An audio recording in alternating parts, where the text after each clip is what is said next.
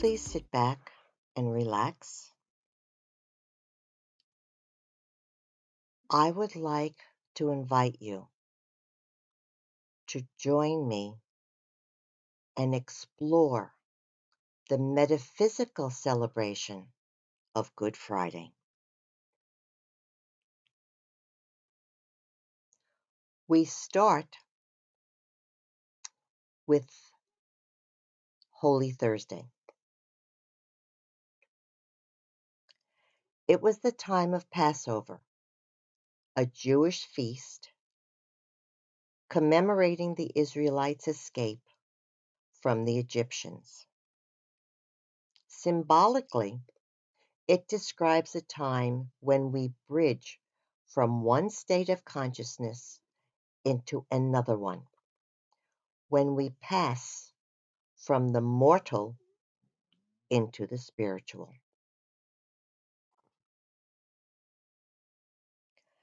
Jesus sent faith, represented by Peter, and love, represented by John, to make the preparations for the meal.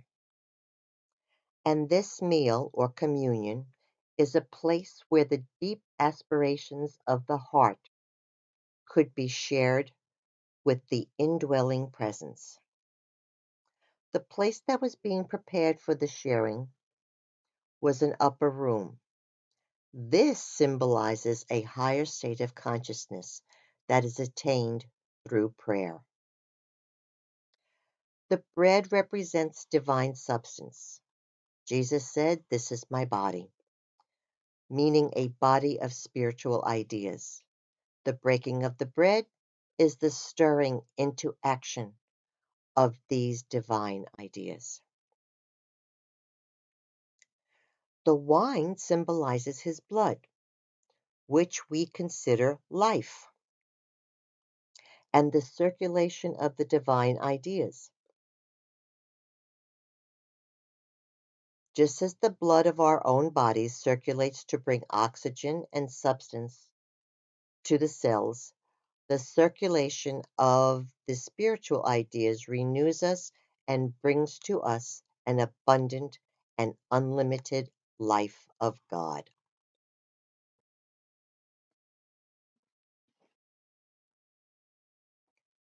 After the meal, the apostles and Jesus went to the Garden of Gethsemane. So now let's take a look at Gethsemane through the lens of metaphysics. Through the ages, Gethsemane has represented agony and distress and betrayal.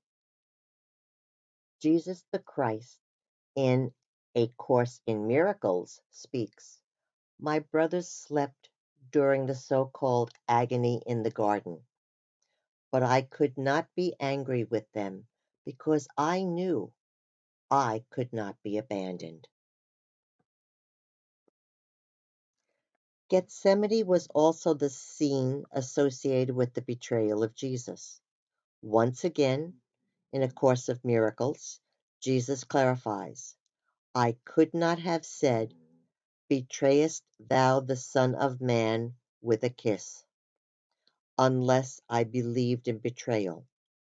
The whole message of the crucifixion was simply that I did not.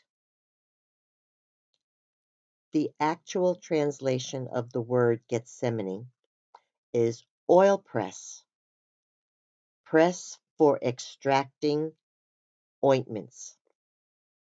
The struggles that take place in our own consciousness when truth, as represented by Jesus the Christ, is realized and is like the good that is pressed out, forcing the error to fall away. Our agony is letting go of our human side to reveal our spiritual side, that which we have always been and always will be. The Garden of Gethsemane can also represent for us that place in consciousness where we acknowledge our fears and move beyond them. Jesus was a fully realized being who knew the unreality of the body and the total reality of spirit. He passed his test in the wilderness just before he began his ministry, when he faced his ego and completely dedicated himself to God. When we are able to come to this realization, we too can truly share the joy and truth of being one with the divine in the garden of God's love.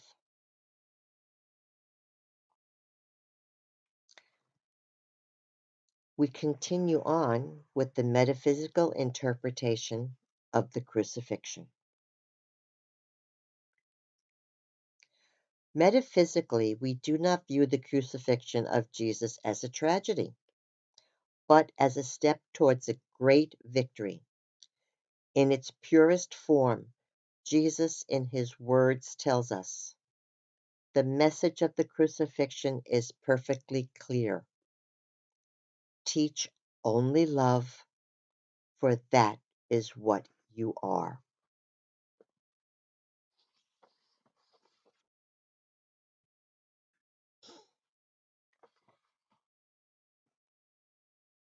Father, forgive them, for they know not what they do.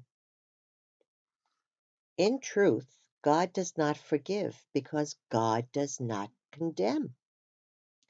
But this statement takes on more meaning if we read it as, Father, I forgive them, for they know not what they do. In this world, forgiveness is the mightiest of spiritual acts, and Jesus perfectly modeled unconditional forgiveness even in his extreme circumstances. Today, you will be with me in paradise. Modeling great compassion, Jesus spoke these words to one of the thieves being crucified with him. Charles Fillmore wrote, these two thieves symbolize the past and the future. Memories of past can rob us, as can anxiety about the future. Paradise is the name given to the here and now, the kingdom of heaven that is always at hand. Woman, behold your son. Son, behold your mother. These words are believed to be spoken to Mary, the mother of Jesus, and to his disciple John, again demonstrating the depth of his care and compassion. Jesus committed the care of his mother, Mary, to John. Jesus was also speaking from a higher level of understanding concerning the truth of human relationships. One of the greatest realizations we can experience is the realization of our true relationship to every human being in the human family. Whatever biology ties may exist, the mystical ties are stronger and more important. In spirit, we are each other's mother, father, brother, and sister. The acceptance can propel us into a greater spiritual unfoldment. My God, for this I was spared. Jesus, who was intimately familiar with the prophecies of the Old Testament, refers here to the prophecy found there of the crucifixion and resurrection. In an almost celebratory manner, he calls out to God, for this I was spared. In the Lamsa Bible, the clarification, this was my destiny. I thirst. This simple but powerful statement is for us is for us a reminder to thirst for God, to hunger for spirit, and to let the nourishment of God's love come to us in great abundance.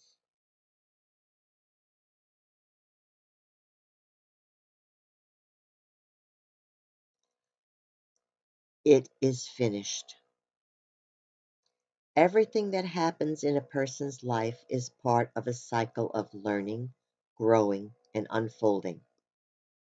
But sometimes it is difficult to recognize when things are finished, especially when it pertains to cycles of experience in our learning process of life. If we find ourselves going through certain difficulty or painful experiences, we should endeavor to learn the lessons they contain as quickly as possible, and then let go. Greater good is in store when we surrender. It came to pass, not to stay. Father, into thy hands I commit my spirit. Jesus had accomplished exactly what he had come here to do. He had brought the powerful cycle of his demonstration to the climax in the extreme teaching lessons of this crucifixion.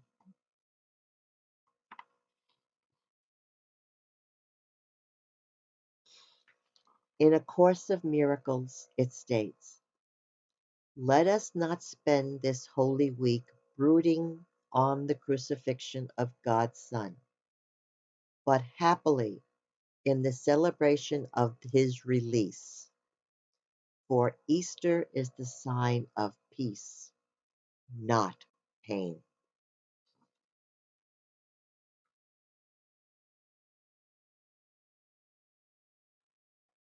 Before we close,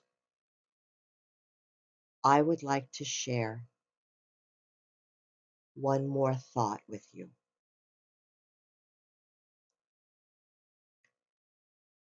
It's a poem called One Solitary Life. This is a popular poem about the life of Jesus Christ. Although the author is frequently cited as unknown, the poem is actually attributed to James Allan Francis. He was born in an obscure village, the child of a peasant. He grew up in another village, where he worked in a carpenter shop until he was 30. Then, for 3 years, he was an itinerant preacher. He never wrote a book. He never held an office. He never had a family or owned a home. He didn't go to college. He never lived in a big city. He never traveled 200 miles from the place where he was born. He did none of the things that usually accompany greatness. He had no credentials but himself. He was only 33 when the tide of public opinion turned against him. His friends ran away. One of them denied him. He was turned over to his enemies and went through the mockery of a trial. He was nailed to a cross between two thieves. While he was dying, his executioners gambled for his garments, the only property he ever owned on earth. When he was dead, He was laid in a borrowed grave through the pity of a friend. 20 centuries have come and gone, and today he is the central figure of the human race. I am well within the mark when I say that all the armies that ever marched, all the navies that ever sailed, all the parliaments that ever sat, all the kings that ever reigned, put together, have not affected the life of man on this earth as much as that one solitary life.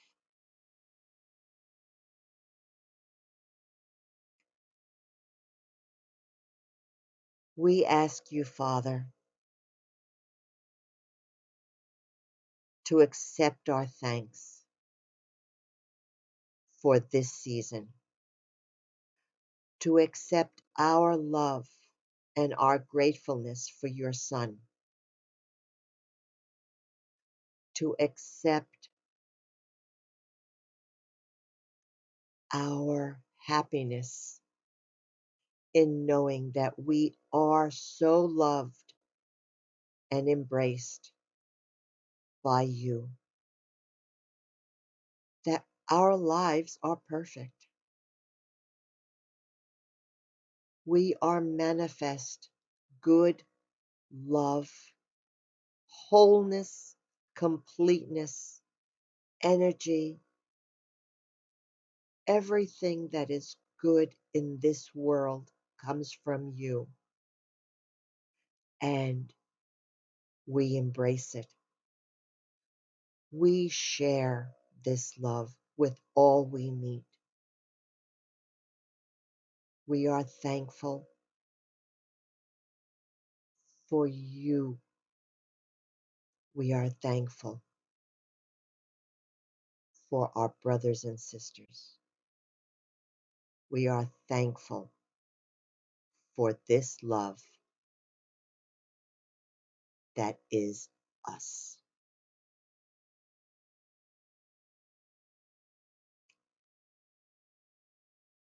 In the presence of this love and joy and peace of this season, have a happy spring, a happy Easter, a blessed and happy life.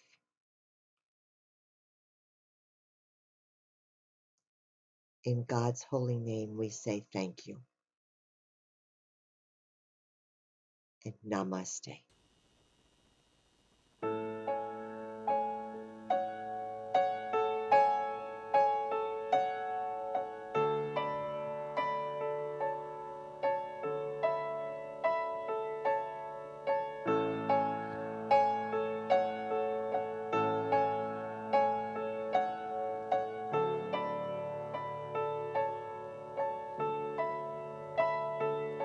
For we trust in our God, and through his unfailing love, we will not be shaken, we will not be shaken, we will not be shaken.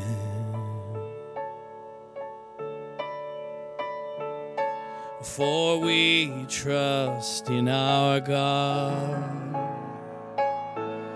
and through his unfailing love, we will not be shaken, we will not be shaken, we will not be shaken.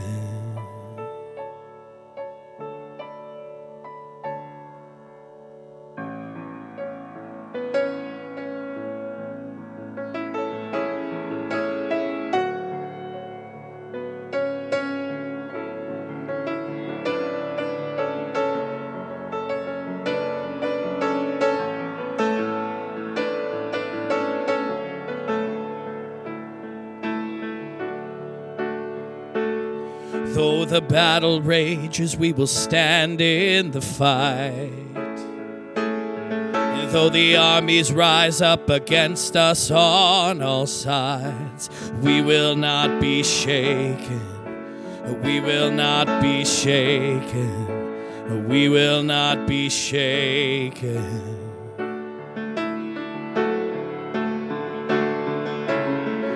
For in the hour of our darkest day, we will not tremble, we won't be afraid.